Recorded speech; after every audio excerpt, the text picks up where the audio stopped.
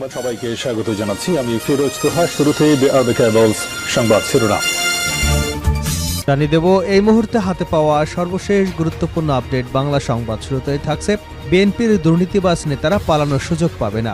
আওয়ামী লীগের নেতারা তো পালানোর সুযোগ পেয়েছে, কিন্তু বিএনপির দুর্নীতিবাজ নেতারা সেই সুযোগ পাবে না বলে মন্তব্য করেছেন বিএনপি চেয়ারপারসনের উপদেষ্টা ও সাবেক এমপি বীর মুক্তিযোদ্ধা মনিরুল হক চৌধুরী। শনিবার সন্ধ্যায় কুমিল্লা লালমাই উপজেলার জামুয়া উচ্চ বিদ্যালয় মাঠে জনসভায় প্রধান অতিথির বক্তব্যে তিনি এসব কথা বলেন। এবারে জানাবো শেখ হাসিনা পালায় না।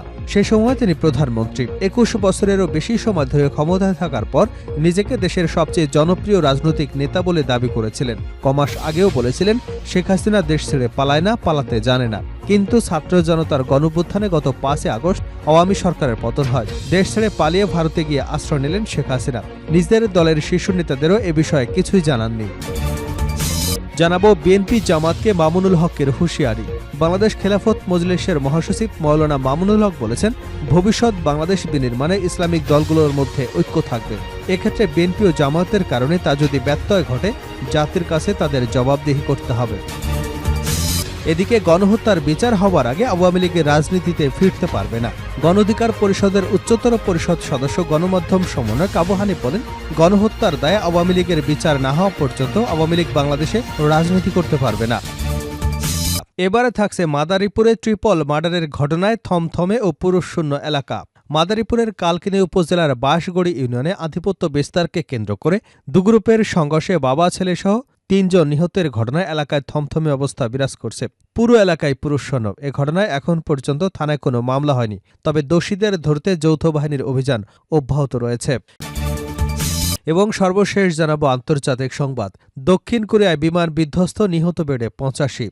দক্ষিণ কোরিয়ায় যাত্রীবাহী বিমান বিধ্বস্ত হবার ঘটনায় নিহত বেড়ে ৮৫ জনে দাঁড়িয়েছে। বিমানটিতে ১৮১ জন আরোহী ছিলেন বলে জানা গেছে, যাদের মধ্যে ১৭৫ জন যাত্রী এবং ৬ জন ফ্লাইট অ্যাটেন্ডেন্ট। থাইল্যান্ড থেকে ফেরার সময় বিমানবন্দরে অবতরণের সময় দুর্ঘটনার মুখে পড়ে ফ্লাইটটি। এতক্ষণ শিরোনাম শুনছিলেন, এবার বিস্তারিত। প্রিয় দর্শক, আপনি যদি এই চ্যানেলে নতুন হয়ে থাকেন, ভিডিওটি দেখতে দেখতে চ্যানেলটি সাবস্ক্রাইব করে আমাদের সঙ্গে থাকুন। আর এই ভিডিও সম্পর্কে আপনি আপনার মূল্যবান মতামতটি কমেন্ট বক্সে জানিয়ে দিন। আর হ্যাঁ প্রিয় দর্শক, জানিয়ে দিন ভিডিওটি কোথা থেকে দেখছেন। বিএনপির দুর্নীতিবাজ নেতারা পালানোর সুযোগ পাবে না মনিরুল হক। আওয়ামী লীগের নেতারা তো পালানোর সুযোগ পেয়েছে, বিএনপির দুর্নীতিবাজ নেতারা সেই সুযোগ পাবে না বলে মন্তব্য করেছেন বিএনপি চেয়ারপারসনের উপদেষ্টা ও সাবেক এমপি বীর মুক্তিযোদ্ধা মনিরুল হক চৌধুরী। সন্ধ্যায় কুমিল্লা লালমই উপজেলার জামুয়া উচ্চ বিদ্যালয় মাঠে জনসভায় প্রধান অতিথির বক্তব্যে এসব কথা বলেন তিনি।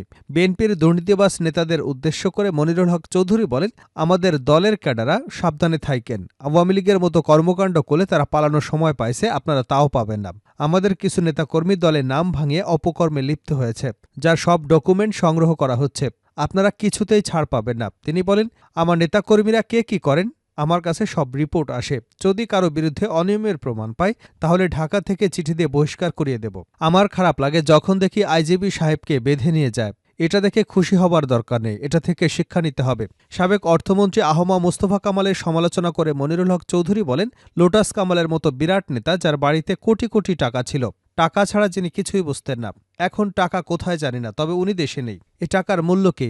এখন তো ৭ দিনে ১ পোয়া চালের ভাত খান না, ডিম মুখে দিলে থাকে না, যাও খেলে অর্ধেক দাঁতে লেগে থাকে। লাভটা কি? হারামের টাকার বরকত নেই, আর ওনার জীবনে হারাম ছাড়া কিছুই নেই। বিএনপি নেতা শামসুল হক মজুমদারের সভাপতিত্বে জনসভায় বিশেষ অতিথির বক্তব্য দেন লালমই উপজেলা বিএনপি নেতা ইউসুফ আলী মীর পিন্টু এবং ব্যাংক কর্মকর্তা মিজানুর রহমান প্রমুখ।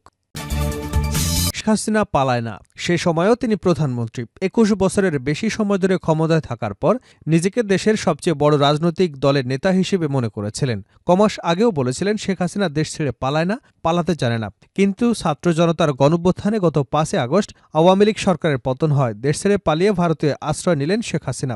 নিজের দলের শীর্ষ নেতাদেরও এ বিষয়ে কিছু জানাননি।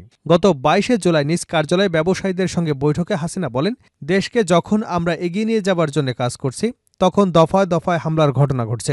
আন্দোলনের মধ্যে গুজব ছড়ানো হয়েছে শেখ হাসিনা পালিয়ে গিয়েছেন, কিন্তু বলে দিতে চাই, শেখ হাসিনা পালায়নি, শেখ হাসিনা পালায় না। চীন সফর শেষে 14 আগস্ট সংবাদ সম্মেলনে শেখ হাসিনা বলেছেন, অনেকেই বলেছে প্রধানমন্ত্রী পালিয়েছে, শেখ হাসিনা পালায় না। গত 1 আগস্ট রাজধানীর কৃষিবিদ ইনস্টিটিউশনে বাংলাদেশ মিলনায়তনে বাংলাদেশ কৃষক লীগ আয়োজিত অনুষ্ঠানে প্রধান অতিথির বক্তব্যে শেখ হাসিনা দেশ থেকে পালিয়ে না যাওয়ার অঙ্গীকার করেছিলেন।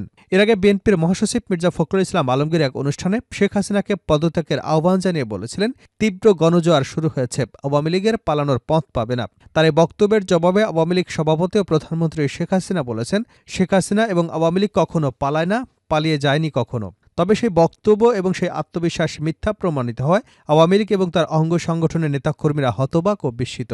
গত 20 আগস্ট দেশের প্রিন্ট ও ইলেকট্রনিক মিডিয়ার সংশ্লিষ্টদের প্রতি দৃষ্টি আকর্ষণ করে বিএনপির ভারপ্রাপ্ত চেয়ারম্যান তারেক রহমান বলেন, গণহত্যাকারী শেখ হাসিনা সংবাদপত্রের স্বাধীনতা কেড়ে নিয়েছিলেন, সংবাদপত্রের স্বাধীনতা হরণকারী শেখ হাসিনা পালিয়েছেন।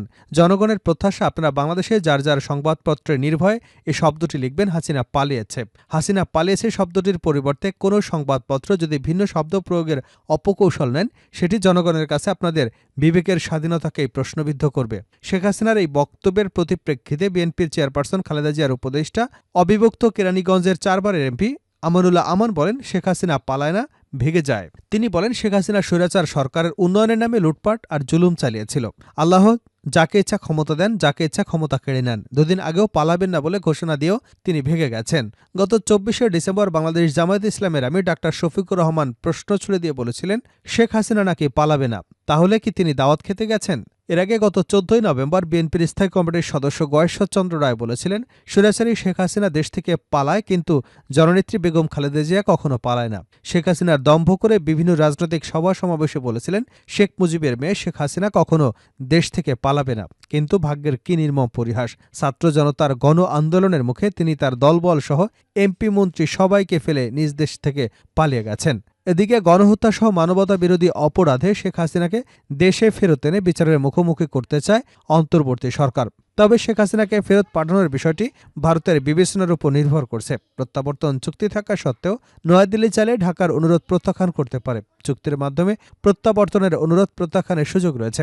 তাই শেখ হাসিনাকে ঢাকায় ফেরত পাঠানো হবে কিনা তা এখনও নিশ্চিত নয়।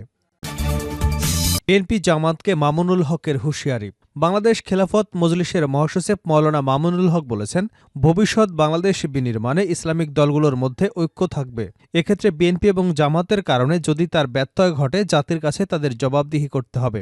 দুপুরে রাজধানী সরোয়ার্দী উদ্যানে খেলাফত মজলিসের সাধারণ পরিষদের দ্বাদশ অধিবেশনে এসব কথা বলেন তিনি। মামুনুল হক বলেন, আগামীর বাংলাদেশে আমরা একটি দৃষ্টান্ত স্থাপন করতে চাই, সেটা হলো আল্লাহর দ্বীনকে বিজয় করা। এই সংগ্রামে আমরা ঐক্য গড়ে তুলতে চাই। তিনি বলেন, ইসলামিক রাজনৈতিক দলগুলোর অভিন্ন লক্ষ্য ইসলামিক খেলাফত প্রতিষ্ঠা করা। এতে ইসলামিক দলগুলোর আলাদা স্বকীয়তা থাকতে পারে, এটি প্রতিটি সংগঠনের বৈশিষ্ট্য। তবে খেলাফত প্রতিষ্ঠায় কারো ভিন্নতা থাকতে পারে না। আল্লাহর দ্বীন প্রতিষ্ঠা করতে আমাদের অভিন্ন লক্ষ্যে কাজ করতে হবে। এজন্য ইসলামিক দলগুলোর মধ্যে অতীতের তিক্ততা পিছনে ফেলে আমাদের সামনে এগিয়ে যেতে হবে। বাস্তবতা সামনে রেখে আমাদের ঐক্যের ভিত গড়তে হবে। গণহত্যার বিচার হবার আগে আওয়ামী লীগের রাজনীতিতে ফিরতে পারবে না আবু হানিফ। গণঅধিকার পরিষদের উচ্চতর পরিষদ সদস্য ও গণমাধ্যম সমন্বয়ক আবু হানিফ বলেন, গণহত্যার দায়ে আওয়ামী লীগের বিচার না হওয়া পর্যন্ত আওয়ামী লীগ বাংলাদেশে রাজনীতি করতে পারবে না।